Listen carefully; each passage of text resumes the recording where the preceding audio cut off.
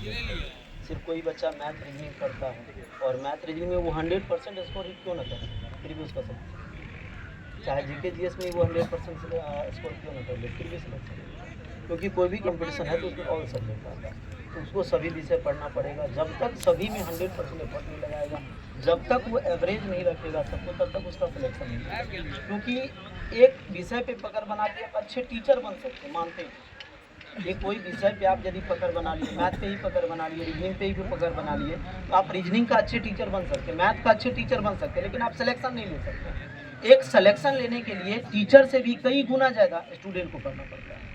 जब तक वो टीचर से भी कई गुना ज़्यादा नहीं पढ़ना पड़ेगा, तब तक उसका सिलेक्शन नहीं होगा। क्योंकि टीचर जो होता है 1 से 2 विषय में महारत होता है, लेकिन एक स्टूडेंट को सभी विषय में महारत हासिल करना पड़ता है, तब जाके उसका सिलेक्शन होता है।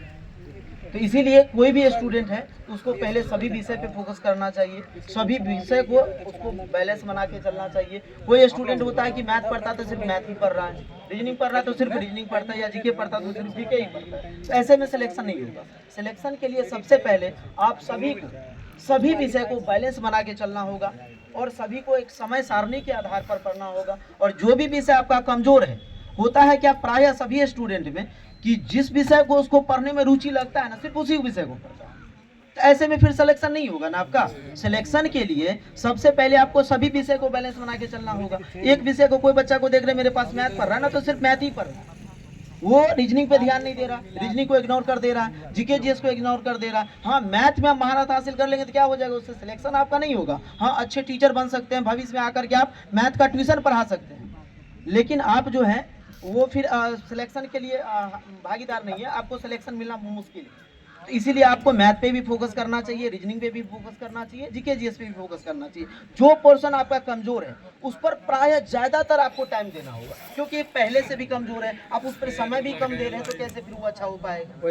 तो यदि आपका जो भी विषय कमजोर है उस पर पहले आप ज्यादा फोकस करिए। जो विषय बढ़िया हो तो है, लेकिन जो कमजोर है उस पर ज्यादा फोकस दे करके सभी को बैलेंस बनाइए, तब जाकर ठीक है।